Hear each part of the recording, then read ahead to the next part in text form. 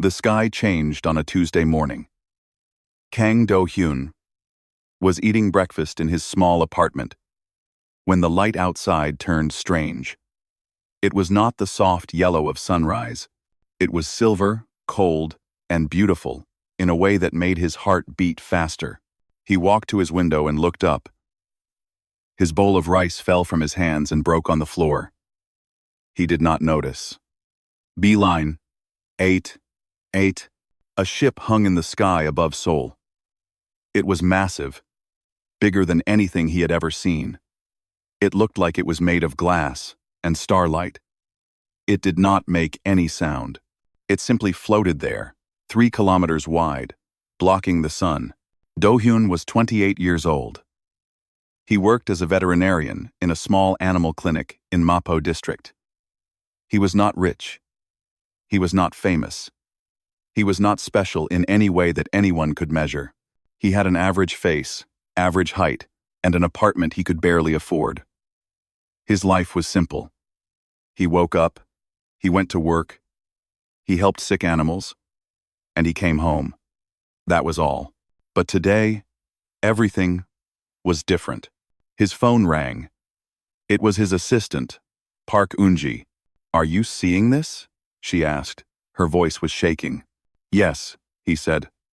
"I am seeing it. What do we do?" "I do not know." Nobody knew. The whole world was watching. Television channels stopped showing their normal programs. Every screen showed the ship. Presidents and prime ministers gave speeches, but their words meant nothing. Nobody understood what was happening. Then the aliens spoke. Their message came through every phone, every television, every radio, every computer on Earth. It was in every language at the same time, as if they knew all the words humans had ever created. "We come seeking, not conquering." That was all. 6 words. But those 6 words changed everything. The next day, the aliens came down from their ship.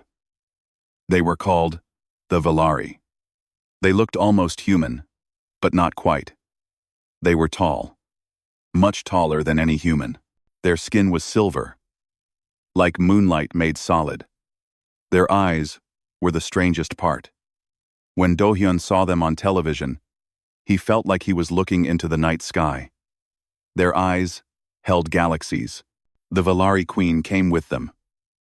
Her name was Empress Yira of the 3rd Spiral. She was 7 feet tall. When she walked, everyone around her became silent, without meaning to. She was beautiful, but it was not a human kind of beautiful. It was the beauty of mountains, and oceans, and stars. It was the beauty of things too big for humans to understand.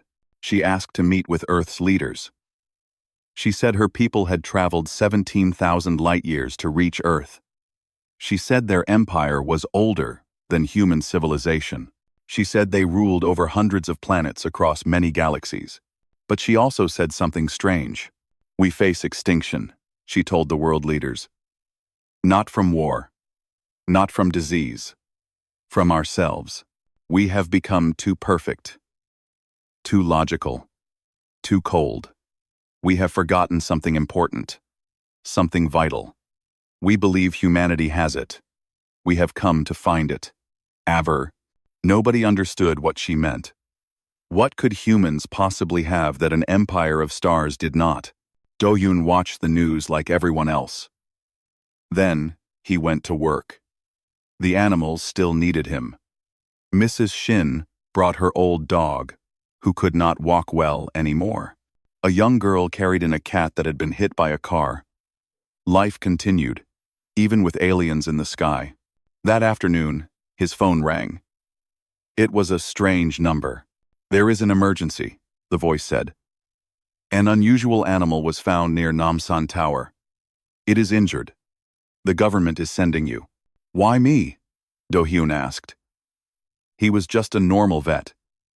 There were bigger clinics, with better equipment, because you were closest, and because this animal is not from Earth.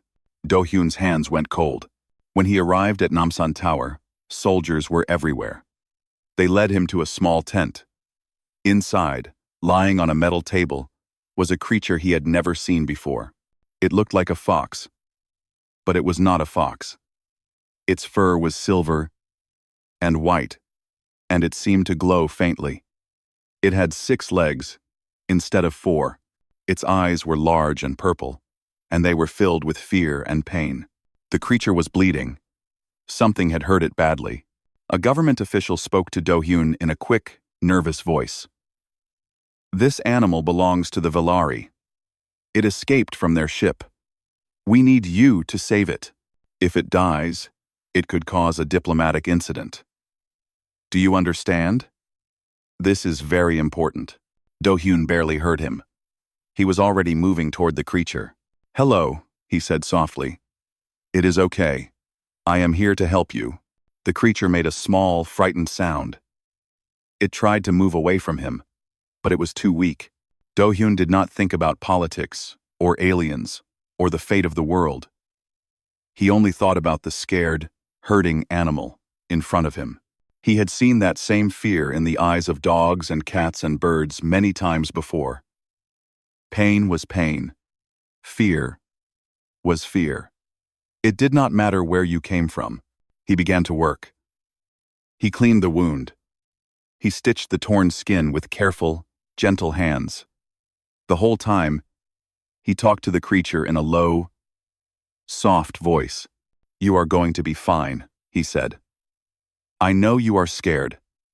I know this hurts. But I will take care of you. I promise." At some point, he started to hum. It was an old Korean lullaby his grandmother used to sing to him when he was a child. He did not know why he did it. It just felt right. The creature stopped struggling. Its purple eyes watched him. Slowly, very slowly, its breathing became calm. The surgery took 2 hours. When it was finished, Do-hyun sat back and looked at his work. The wound was closed.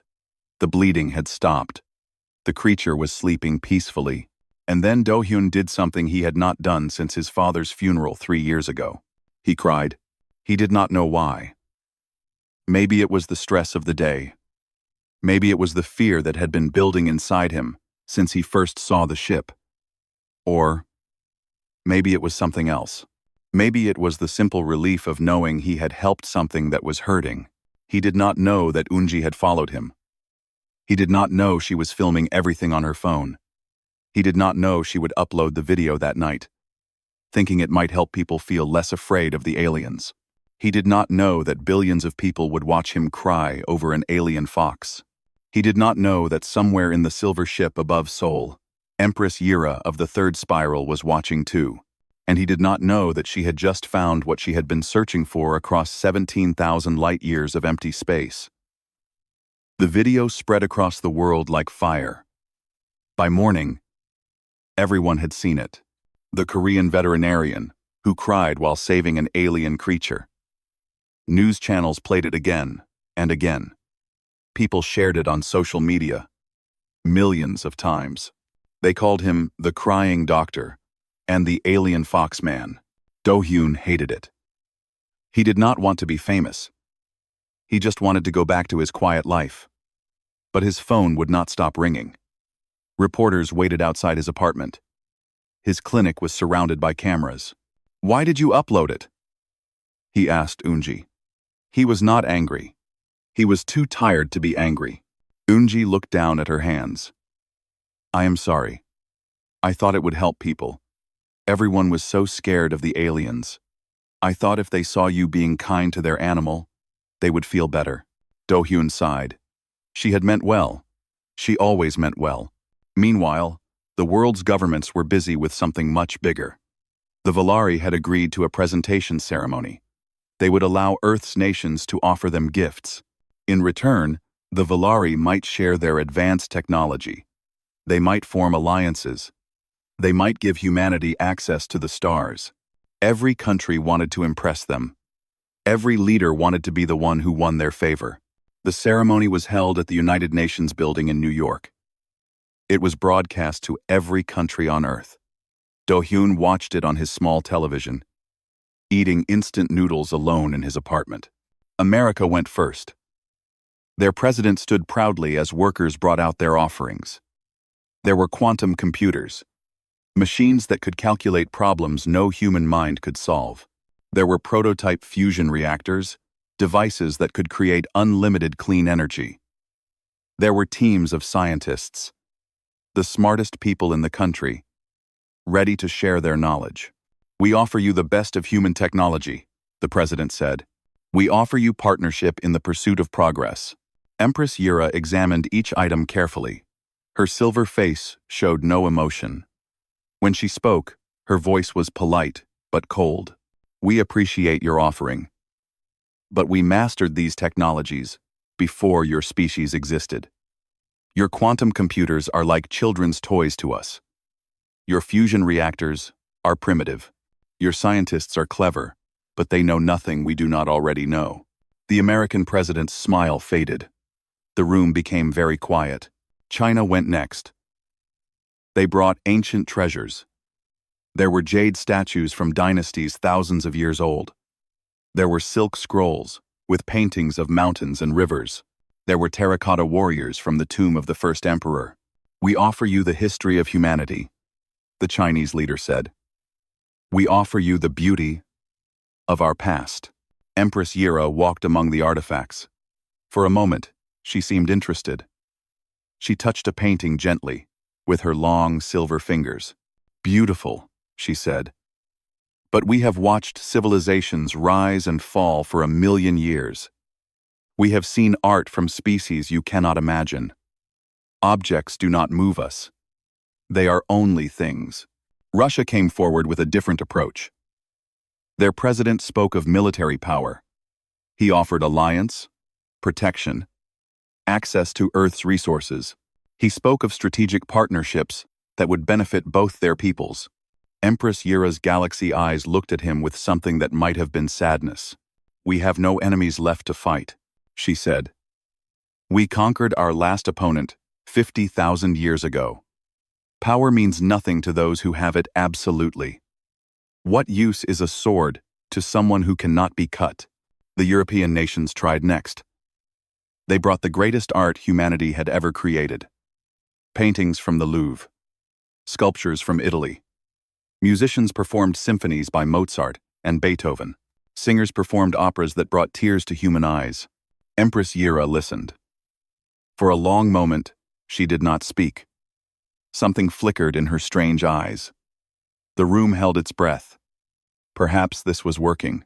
Perhaps the aliens could appreciate beauty after all. But then, the moment passed.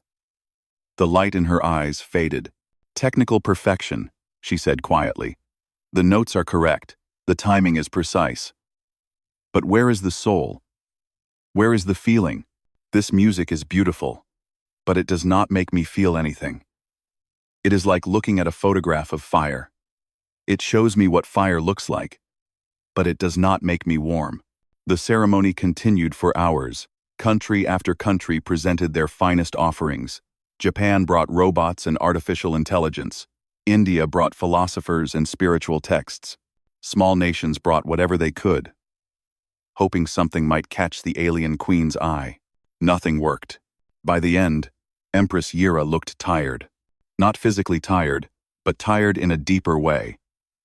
Like someone who had been searching for something for a very long time and was beginning to lose hope. "We thank humanity for these offerings," she said. Her voice was formal and distant. "We will consider them." Everyone knew what that meant. She was not interested. None of it mattered to her. That night, as world leaders argued about what to try next, something strange happened on the Valari ship. Empress Yira sat alone in her chamber. The walls showed the stars outside, thousands of points of light in the endless darkness. She had seen these stars for centuries. They no longer amazed her. Nothing amazed her anymore. Her advisor, Lady Saren, entered the room. "Your Majesty, the human leaders are requesting another meeting. They wish to know what we want." "They cannot give us what we want," Empress Yura said. "They offer us things. We do not need things." "Then what do we need?" The Empress did not answer. Instead, she waved her hand. A screen appeared in the air before her. On it played a video that had been transmitted from Earth that morning. It showed a young man in a small tent.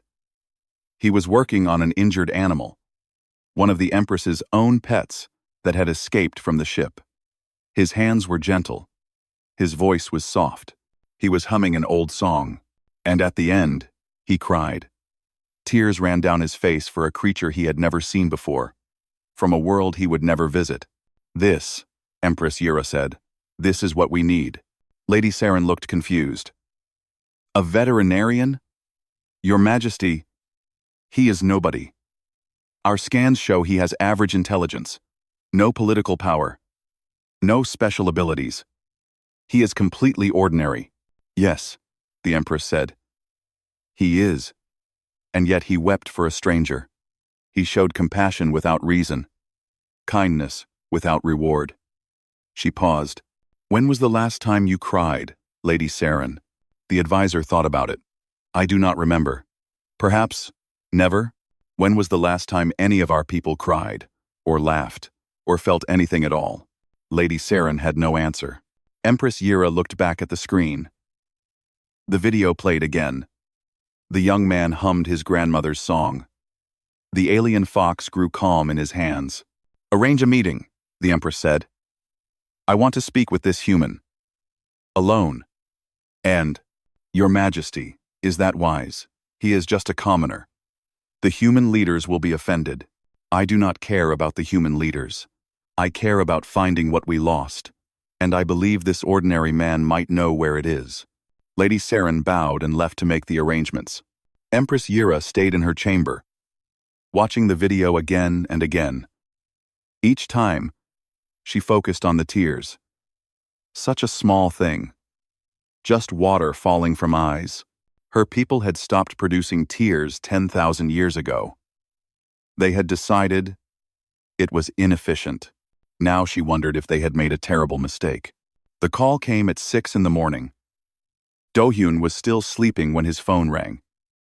He answered it with his eyes closed, expecting another reporter. Kang Do-hyun? The voice was official and serious. This is the presidential office. You are required to appear at the Blue House immediately. A car will arrive in 30 minutes. Do-hyun sat up in bed. What? Why? The Valari Empress has requested to meet with you. Personally. The line went dead. Do-hyun stared at his phone. He thought he might still be dreaming. 30 minutes later, a black car with government plates waited outside his building. Men in dark suits escorted him inside. They did not explain anything. They just drove. The Blue House was the home of Korea's president. Do-hyun had only seen it in photographs. It was beautiful, surrounded by mountains and gardens. Armed guards stood everywhere. Important people in expensive suits walked through the halls. Do-hyun had never felt more out of place in his life. They brought him to a small room where a team of people waited. They measured him, fixed his hair, and gave him a new suit. It was dark blue and fit him perfectly. This is very important, a government official told him. His name was Director Baek. The Empress has refused to meet with any world leader. She only wants to see you. We do not know why. But you must not make any mistakes. Do you understand? 2. Do-hyun nodded. He did not understand at all. President Yoon Tae-sik came to speak with him before the meeting. He was a tall man, with gray hair and tired eyes. He looked like he had not slept in days. Listen carefully, the president said. Whatever the Empress asks, you agree. Whatever she wants, you give. The relationship between humanity and the Valari depends on this meeting. Our future among the stars depends on you. Do not fail us. But what does she want? Do-hyun asked. I am nobody. I am just a vet. The president shook his head. I do not know what she wants. But she has traveled 17,000 light years to find it. She has rejected every treasure every nation on Earth has offered. And now she wants to talk to you. He put his hand on Do-hyun's shoulder. There must be a reason. Find out what it is. The meeting was held in the grand reception hall. It was the biggest room Do-hyun had ever been in. Crystal chandeliers hung from the ceiling. Paintings of mountains and kings covered the walls. Generals, politicians, and diplomats filled the space, all watching him. Do-hyun stood alone in the center of the room. His new suit suddenly felt too tight. His hands were sweating. He wished he was back at his clinic, treating a sick cat instead of facing an alien queen. The doors opened. Empress Yira entered alone. She had dismissed her guards at the entrance. Up close, she was even more overwhelming than she had been on television. She was impossibly tall. Her silver skin seemed to glow with its own light. Her eyes held entire galaxies, swirling and spinning in the darkness. She was beautiful in a way that hurt to look at. Like staring at the sun, she walked toward him slowly. Her footsteps made no sound. Everyone in the room had stopped breathing. When she stood before him, she spoke. Her voice was like wind chimes in a cathedral. Soft and musical and strange. "You wept," she said. No greeting. No introduction. Just those two words. Do-hyun's mouth went dry. All the diplomatic responses the president had taught him disappeared from his mind. "Yes," he said, his voice cracked. "For a creature not of your world. A creature you had never seen before. Why?" Do-hyun tried to remember the answers he was supposed to give. Something about human compassion. Something about the bond between all living things. But the words would not come. "I do not know," he admitted. It was scared. It was hurting. Enough for what? Enough to care. The Empress studied him. She walked around him slowly, looking at him from every angle. He felt like a specimen. Under a microscope. "Our scans show nothing remarkable about you," she said. "Your intelligence is average. Your physical capabilities are average. You have no political power, no wealth, no extraordinary talents. You are, by every measure we have, completely ordinary." "That is accurate," Do-hyun said weakly. "Yet you possess something my people have lost. Something we have been searching for. Across 1,000 worlds. What is that?" "We do not know." Her galaxy eyes met his. "That is why we are still searching." She stopped walking. For a long moment, she simply looked at him. He could not read her expression. He did not know if she was pleased or disappointed. "I wish to spend time with you," she said finally. "To observe. To understand. Will you permit this?" Do-hyun blinked. "Yes, but I do not do anything interesting. I just go to work. I treat animals. I eat dinner alone. I watch television and go to sleep." "That," the Empress said, "is exactly what I wish to observe." The president stepped forward. "Your Majesty, we would be honored to arrange." Empress Yira raised one hand. The president fell silent immediately. "I was not speaking to you," she said. Her voice was not unkind, but it left no room for argument. "I was speaking to him." She looked back at Do-hyun. "Do you agree?" Every important person in the room was staring at him. The president's eyes were desperate. The generals looked nervous. The diplomats held their breath. Do-hyun thought about his small apartment with its leaking faucet. He thought about his clinic with its old equipment. He thought about his instant noodle dinners and his second-hand furniture. "My apartment is very small," he said, "and I cannot cook well. I mostly eat ramyeon." Something changed in the Empress's face. It took him a moment to realize she was almost smiling. "I have eaten the finest foods from 1,000 worlds," she said. "I have never tried ramyeon. It is not very good. Then we will eat it together and see." Behind him, Do-hyun heard the president exhale with relief. Around the room, the tension slowly faded. "Okay," Do-hyun said. "You can come. But I warn you, my life is very boring." Empress Yira looked at him with those ancient, galaxy-filled eyes. "I have lived for 300 years," she said quietly. In all that time, I have never been bored. But I have also never felt anything at all. Perhaps boring is exactly what I need. She turned to address the room. I will return to my ship now. Tomorrow, I will begin my observation. She looked back at Do-hyun one last time. Thank you, Kang Do-hyun. You are the first human who has spoken honestly to me. She walked out of the hall. Her silver form seemed to float rather than walk. The doors closed behind her. For a moment, nobody moved. Then everyone started talking at once. Officials surrounded Do-hyun, asking questions, giving instructions, making plans. The president shook his hand and called him a hero. But Do-hyun barely heard any of it. He was thinking about what the Empress had said. She had lived for 300 years. She ruled an empire that spanned galaxies. She had power and knowledge beyond anything humans could imagine. And she had never felt anything at all. He thought about the tears he had cried for the alien fox. He had felt embarrassed about them. He had wished Unji had not filmed them, but now he wondered if those tears were the most valuable thing he had ever produced.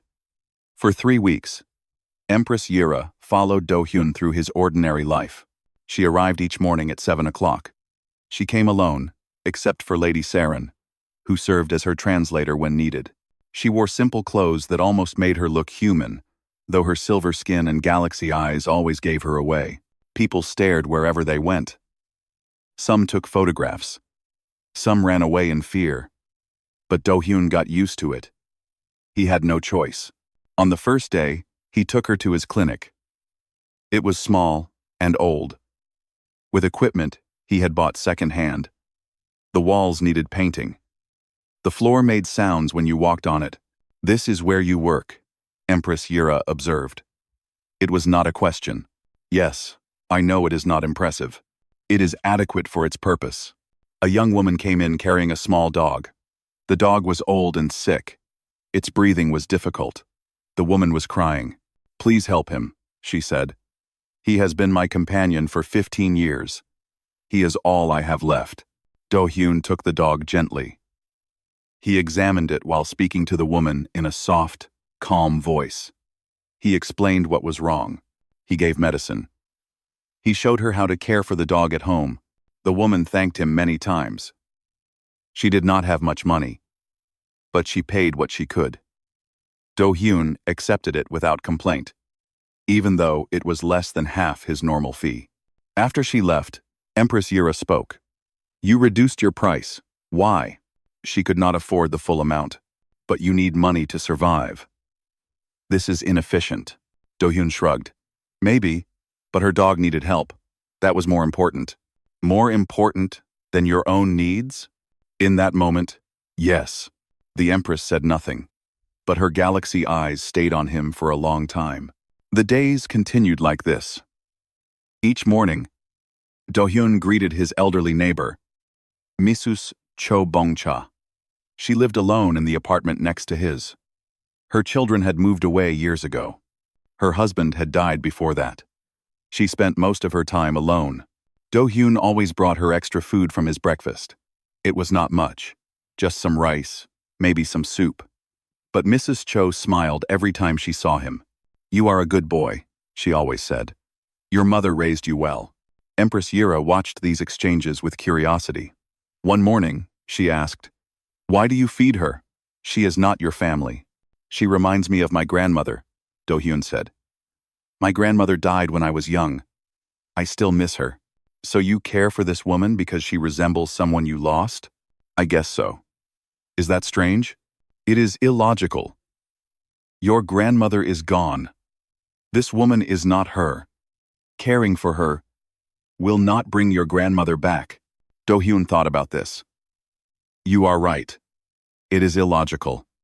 But it makes me feel good. And it makes her feel good. That seems like enough reason. The Empress had no response. One afternoon, a man came to the clinic. He carried a cardboard box.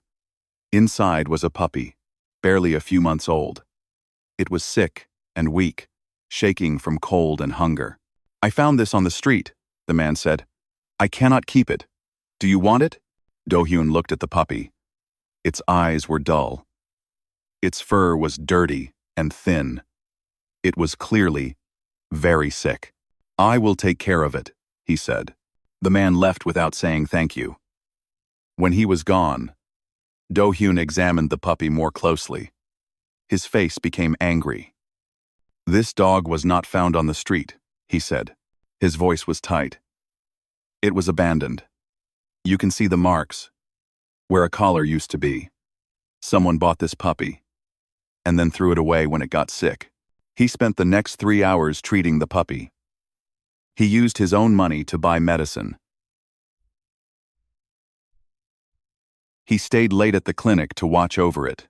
Empress Yira observed everything. "You are upset," she said. "Yes. Why? The puppy is not yours. The man who abandoned it is not here. Your anger serves no purpose." Do-hyun stopped working. He looked at her directly for the first time that day. "I am angry because a living creature was treated like garbage. I am angry because someone made a promise to care for this animal and then broke it. I am angry because there is suffering in the world that does not need to exist. But your anger cannot change what happened." "No. But maybe it can change what happens next. Maybe if I am angry enough, I will work harder to save this puppy. Maybe I will tell others about what happened. Maybe one person will think twice before abandoning their pet." He turned back to the puppy. "Anger is not always useless. Sometimes it is a fire that keeps you moving when everything else tells you to stop." That night, Empress Yira stayed late at the clinic. She sat in the corner, watching Do-hyun care for the sick puppy. At some point, he fell asleep in his chair. The small animal curled on his chest. Lady Saren approached the Empress. "Your Majesty, it is late. Should we return to the ship?" "Not yet," the Empress said quietly. "I want to watch him sleep." "Why?" "Because he looks peaceful. Because he saved something today, and that gave him rest. Because I cannot remember the last time I slept that way." Days passed. The Empress watched Do-hyun laugh with Unji at the clinic. She watched him cry at a sad movie. She watched him lose his temper at a traffic jam, and then apologize to no one in particular. She watched him sing badly in the shower and dance alone in his kitchen. She watched him live. One evening, they sat in his small apartment. Do-hyun was cooking instant ramyeon. It was all he could make well. "You have so little," the Empress observed. "Yet, you give, constantly, your time, your money, your emotions. This is inefficient." Do-hyun stirred the noodles. "I guess so. But efficiency is not really the point, is it?" "Then what is the point?" He thought about it. "Connection. Maybe? I help Mrs. Cho because she is lonely, and I can make her less lonely for a moment.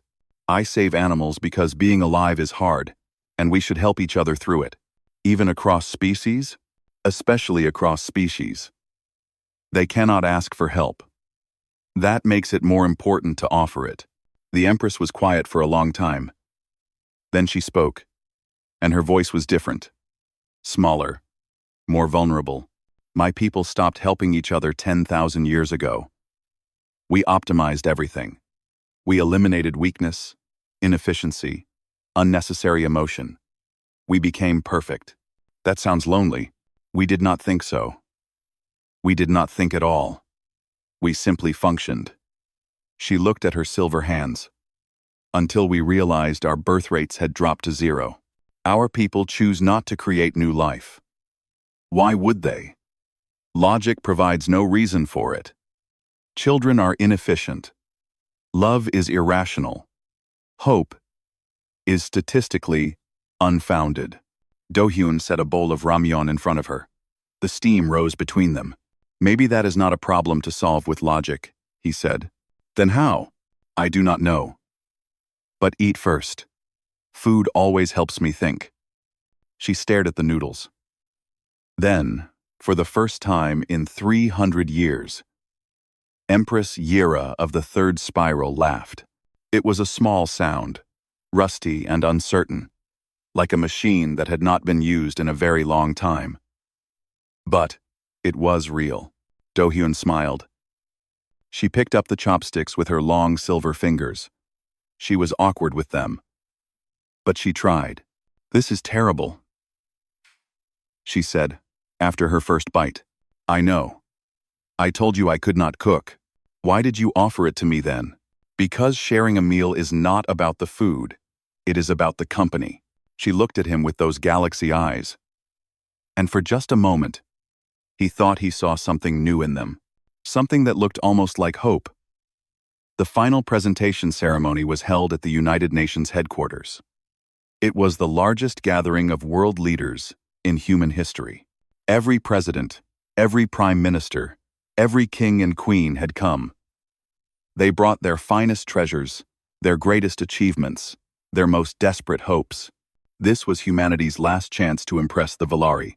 The Great Hall was decorated with flags from every nation. Cameras broadcast the event to every corner of the earth. Billions of people watched, waiting to see what would happen. Do-hyun was there too. He did not want to be, but President Yoon had insisted. "You have spent 3 weeks with her," the president said. "She trusts you. If something goes wrong, maybe you can help." So, Do-hyun stood at the back of the hall with Eunji, who had refused to let him go alone. They watched as nation after nation stepped forward with their offerings. Japan went first this time. They brought technology designed to solve the Valari's problem. Robots that could simulate human emotion. Artificial intelligence that could learn to feel. Machines built to create the warmth that the aliens had lost. Empress Yira examined each device carefully. Her silver face showed nothing. "These machines can imitate emotion," she said. "But imitation is not the same as truth. We have built machines like these before. They did not help us. They only reminded us of what we could not feel." India came next. They brought their greatest philosophers and spiritual leaders. Old men and women in simple clothes spoke about consciousness, about the soul, about the paths to enlightenment. The Empress listened patiently to each one. "Your wisdom is impressive," she said when they finished. "But we have studied philosophy for 1,000,000 years. We have explored every path to enlightenment you can imagine, and many you cannot. Knowledge alone did not save us. We understood exactly why we should feel. We simply could not do it." The United States made one final attempt. Their Secretary of State stood before the Empress with a formal treaty in his hands. "We offer you Earth itself," he said. "Full access to humanity.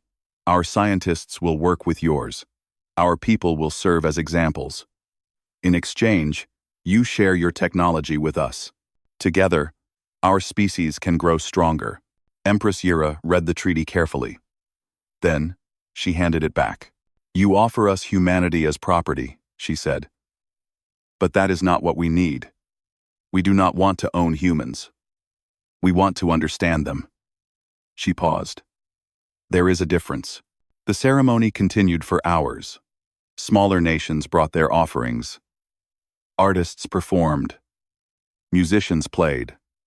Poets read their finest works. Each time, the Empress watched and listened. Each time, she politely declined. By the end, the hall was heavy with disappointment. World leaders whispered among themselves. Some looked angry. Others looked scared. The greatest effort in human history had failed. The Secretary General of the United Nations stood up. His voice was tired when he spoke. "Your Majesty," he said, "we have shown you everything humanity has to offer. Our technology, our art, our wisdom, our power. You have rejected all of it. Please, tell us plainly, what does the Valari Empire want from humanity? Name it, and we will find a way to provide it." Empress Yira rose from her seat. The hall fell completely silent. Every camera focused on her silver face. "You offer us things," she said. Her voice carried to every corner of the room. Technology we have already surpassed. Art we cannot feel. Wisdom we have already studied. Power we do not need. She walked forward slowly, moving past the rows of world leaders. You misunderstand why we came. We did not travel 17,000 light years to take. We came to learn. She stopped in the center of the hall. Her galaxy eyes swept across the assembled leaders. My people have everything. We have conquered space. We have solved the mysteries of the universe. We have built civilizations that will outlast stars. But we have lost something essential. We have lost the ability to feel. Her voice grew quieter, but somehow everyone could still hear it. Do you know what it is like to live without feeling? To look at a sunrise and think only about the chemical reactions that cause it? To hear music and notice only the mathematical patterns? To hold a child and feel nothing but the weight in your arms? Nobody answered. Nobody knew what to say. We became perfect, the Empress continued. But perfection is cold. Perfection is lonely. Perfection is death, dressed in beautiful clothes. She turned, and her gaze found Do-hyun standing at the back of the hall with Eunji. This man, she said, pointing at him. Every camera in the room swung toward Do-hyun. He felt his face grow hot. He wanted to disappear. This man possesses what my empire has lost. Not intelligence. Not strength. Not wealth. Not power. She walked toward him. The crowd parted before her like water. I watched him weep for a creature he had never seen. I watched him give food to a lonely old woman who could never repay him. I watched him lose sleep caring for an abandoned puppy. I watched him share his terrible noodles with me, as if they were a precious gift. She stopped before him. Do-hyun's heart was beating so hard, he thought everyone could hear it. He has compassion without calculation. Kindness without expectation of reward. The ability to feel pain for others, and joy for others, and love for others, simply because they exist. She turned to face the hall again. I reject every treasure humanity has offered me. All of it. The technology, the art, the wisdom, the power, the treaties. Gasps filled the room. World leaders rose from their seats. Voices began to shout, but Empress Yira raised her hand, and everyone fell silent. I reject all of it, she said, because what I need cannot be bought or traded or given as a gift. She looked at Do-hyun one more time. Her galaxy eyes held something he had never seen before. Something that looked almost human. I choose him. The hall exploded with noise. People were shouting, arguing, demanding explanations. Cameras flashed. Reporters screamed questions. Security guards tried to maintain order. Through it all, Do-hyun stood frozen, the queen of an alien empire, ruler of 1,000 worlds, the most powerful being he had ever encountered, had pointed at him in front of every leader on Earth, and she had said she chose him. Eunji grabbed his arm. Her face was pale. Do-hyun, what is happening? I do not know, he whispered. Empress Yira raised her voice above the chaos. Her words cut through the noise like a blade. Humanity is not the strongest species we have encountered. You are not the wisest. You are not the most advanced. But you are the kindest. And in your kindness, we have found something more valuable than all the power in the galaxy. She looked at Do-hyun, and her voice softened. We have found hope. The room slowly became quiet again. People stared at her, then at Do-hyun, then back at her. The Secretary General spoke carefully. Your Majesty, what exactly are you asking for? What does choosing him mean? Empress Yira smiled. It was the first time any human had seen her smile publicly. It means, she said, that I am not interested in treaties with your governments or alliances with your nations. I am interested in learning from this one ordinary man who has shown me more about what it means to be alive than any treasure you could offer. She extended her silver hand toward Do-hyun. If he is willing. Do-hyun looked at her hand. He looked at the world leaders, watching him. He looked at Unji, who was crying without knowing why. He thought about his small apartment, and his struggling clinic, and his instant noodle dinners. Then he thought about an entire species dying because they had forgotten how to feel. Slowly, he reached out and took her hand. "Okay," he said quietly. "I will try to help." The Empress's smile grew wider, and in her galaxy eyes, stars seemed to shine a little brighter. The aftermath was chaos. Within hours of the ceremony, Do-hyun's face was everywhere. Television channels showed his picture constantly. Newspapers printed special editions about him. Social media exploded with opinions, theories, and arguments. Some people called him a hero. They said he represented the best of humanity. They said his compassion had saved the world from an alien threat. Others called him a fraud. They said it was impossible for an ordinary veterinarian to attract the attention of an alien empress. They said there must be some secret, some hidden ability, some conspiracy they could not see. Religious groups formed around him. Some said he was sent by God. Others said he was sent by the devil. Cults appeared overnight, worshipping him as a messenger from the stars. Governments demanded access to him. Scientists wanted to study him. Intelligence agencies wanted to question him. Everyone wanted something from the man who had caught the Empress's eye. Do-hyun hid in his apartment with the curtains closed. Protesters gathered outside his building. Some supported him. Others wanted him gone. Police had to establish barriers to keep them apart. Unji stayed with him. She answered his phone, deleted his emails, and told reporters he was unavailable. She had taken leave from the clinic, which was now surrounded by cameras anyway. "You should eat something," she said, pushing a bowl of rice toward him. Do-hyun stared at the wall. "My mother called. She said strangers offered her money for interviews. A lot of money." "What did she say?" "She told them to go away." But Yuna had to change schools. Students were following her, asking questions, taking pictures. He rubbed his face. "My sister is 16. She should be worrying about exams. Not this." His phone rang. It was a government number. He ignored it. It was the 15th call today. A knock came at the door. Unji looked through the peephole. "It is her," she whispered. "The Empress." Do-hyun opened the door. Empress Yira stood in the hallway, dressed in simple human clothes. Lady Saren waited behind her. "May I enter?" the Empress asked. He stepped aside. She walked in and looked around his small apartment.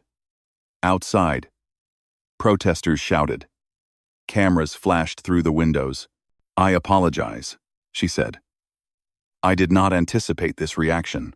Do-hyun almost laughed. "You have watched humanity for weeks, and you did not anticipate chaos?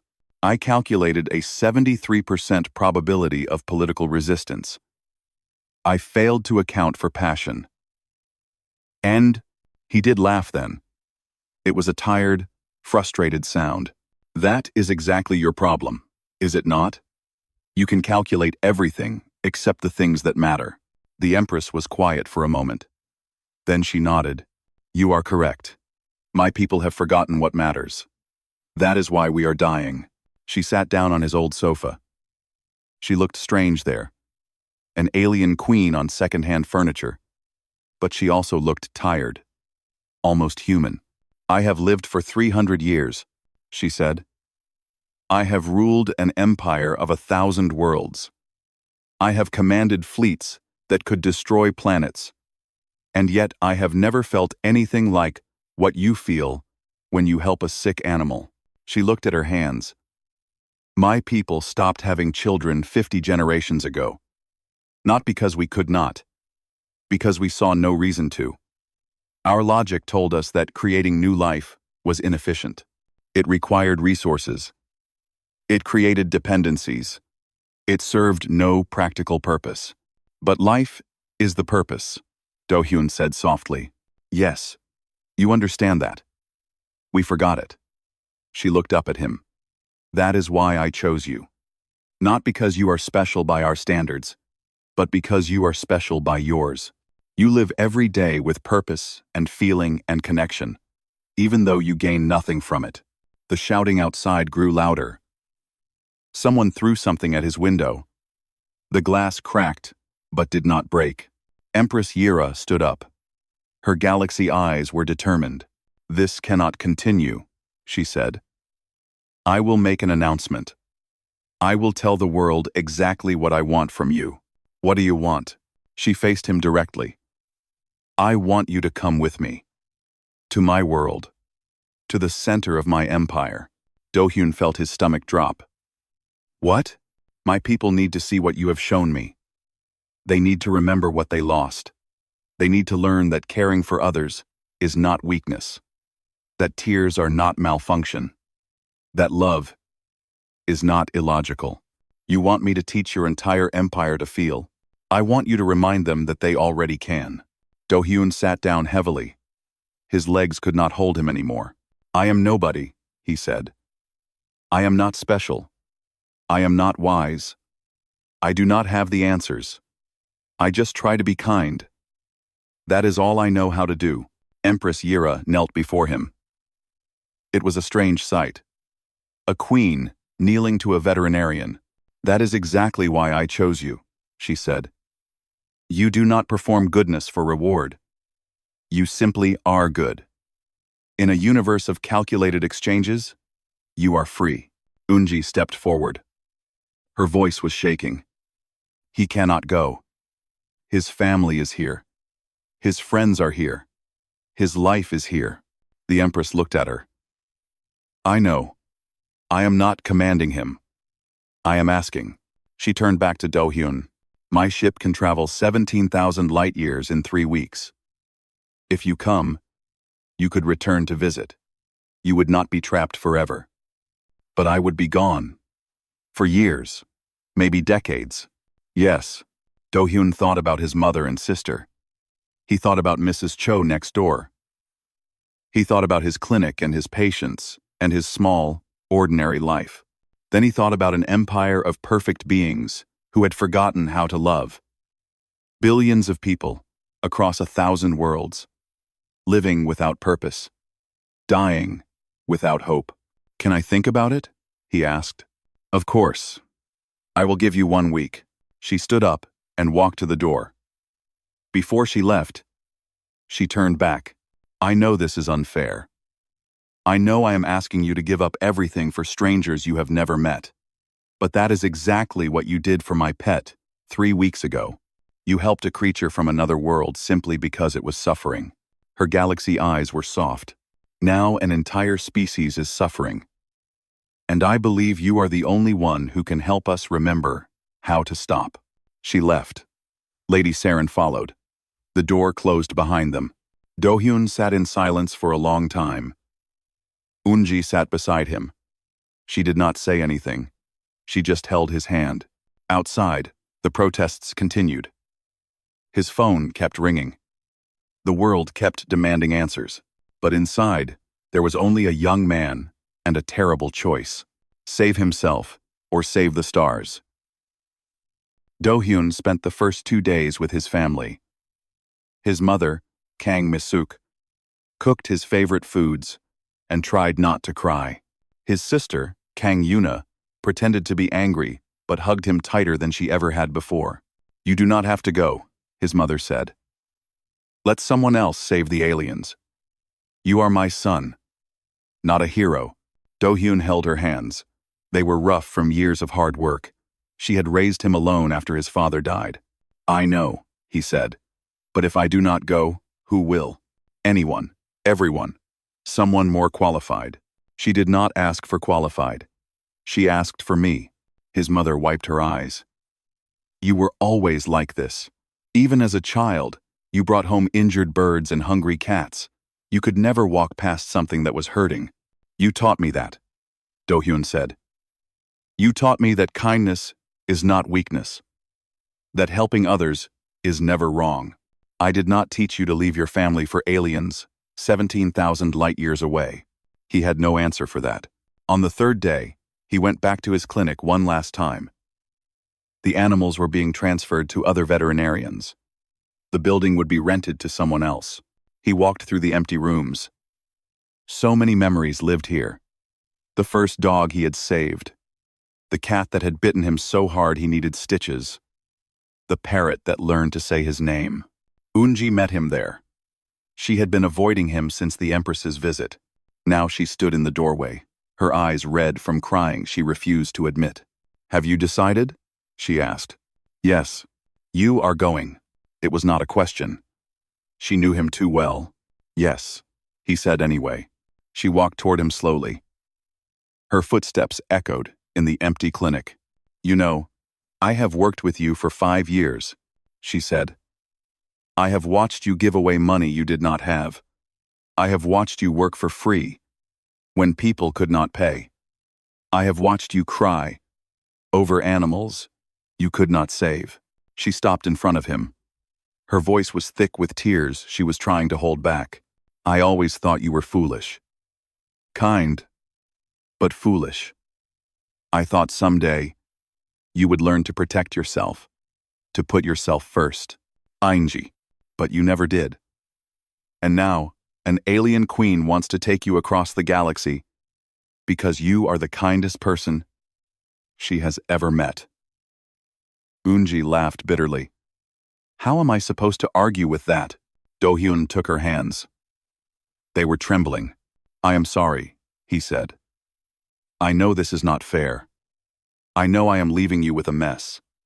The clinic, the animals, everything. I do not care about the clinic." Her voice broke. "I care about you. Riemann's. I care about you." They stood in silence. 5 years of unspoken feelings hung in the air between them. "Come back," she whispered finally. "I will try. Promise me." He could not. They both knew it. Instead, he kissed her forehead and said, "Thank you for uploading that video. For always believing I was more than I thought I was." She cried then. He held her until she stopped. On the final night, Do-hyun sat on his clinic's rooftop. The city glittered below him. Seoul had been his home for his entire life. He knew every street, every subway line, every hidden restaurant. Unji sat beside him. She had insisted on staying until the end. "Why does it have to be you?" she asked quietly. "Why do you have to save an entire alien civilization? You are just a vet from Mapo district." Remember what I told her? About why I saved that creature? Because it was hurting. Right. And now, I know an entire species is hurting. Dying, actually. Not from disease, but from forgetting how to feel. How can I know that and do nothing? Because it is not your responsibility. He smiled sadly. "Since when has that stopped me?" The stars were bright above them. Somewhere up there, 17,000 light-years away, a billion beings waited to remember how to cry. The next morning, the whole world watched. The departure ceremony was held in an open field outside Seoul. Military helicopters circled overhead. News drones filled the sky. Millions of people lined the barriers, trying to catch a glimpse of history. Do-hyun walked toward the Valari ship alone. He wore simple clothes. He carried nothing but a small bag with photographs of his family. His mother and sister watched from the crowd. Unji stood with them, her face pale, but calm. Empress Yura waited at the ship's entrance. Her silver form was beautiful against the morning light. Behind her, the vessel hummed with power that could cross galaxies. Before the cameras, before billions of witnesses, she did something no Valari ruler had done in 10,000 years. She bowed to him. The crowd gasped. Lady Saren looked shocked. Even Do-hyun stopped walking. "What are you doing?" he asked quietly. "Showing respect," she said. "To the man who taught a queen how to feel." She straightened and faced the watching world. Her voice carried across the field. "Humanity is not the strongest species we have encountered. You are not the wisest. You are not the most advanced." She paused. Her galaxy eyes found Do-hyun's ordinary human ones. But you are the kindest. And in your kindness, we have found something more valuable than all the power in the galaxy. We have found hope." She stepped aside and gestured toward the ship. "Kang Do-hyun of Earth, will you help us remember what we lost?" Do-hyun looked back at his family. His mother was crying. Yuna was holding her. Eunji raised her hand in a small wave. He waved back. Then he turned and walked toward the ship. The entrance closed behind him. The vessel began to rise. Slowly at first, then faster, until it was just a silver dot in the blue sky. Millions of people watched it disappear. Some cheered, some cried, some simply stared in wonder. Inside the ship, Do-hyun looked down at Earth through a viewing window. His home grew smaller and smaller. The oceans, the continents, the clouds, everything he had ever known fit inside that shrinking blue sphere. Empress Yira stood beside him. "Are you afraid?" she asked. "Yes. Do you regret your choice?" He thought about it. He thought about his mother's tears, and Yoonji's broken voice, and his sister's tight hug. "No," he said. "Not yet. What changed your mind?" "I never understood why you agreed." Do-hyun watched Earth become a point of light among millions of others. "I kept thinking about what you said. That your people forgot how to feel. That they stopped having children because they saw no reason to. That they optimized everything until nothing mattered anymore." He turned to face her. "That is not death. That is something worse. That is giving up on the future." He looked back at the stars. "Humans are not perfect. We fight. We lie. We hurt each other. But we also hope. We dream. We believe that tomorrow can be better than today, even when everything tells us it cannot be." His voice grew soft. "If I can help your people remember that, then maybe all the pain of leaving will be worth it." Empress Yira was silent for a long time. Then she reached out and took his hand. Her silver fingers were cold, but her grip was gentle. "Thank you," she said, "for choosing us." Do-hyun squeezed her hand back. "Thank you for choosing me." The ship accelerated toward the edge of the solar system. Behind them, Earth shrank until it was invisible among the countless stars. Ahead of them, 17,000 light-years away, an empire of perfect beings waited. They did not know it yet, but help was coming. Not a soldier, not a scientist, not a king, just an ordinary man with an extraordinary heart. And sometimes, that is exactly what the universe needs. The stars welcomed him. And somewhere in the infinite darkness, hope traveled faster than light.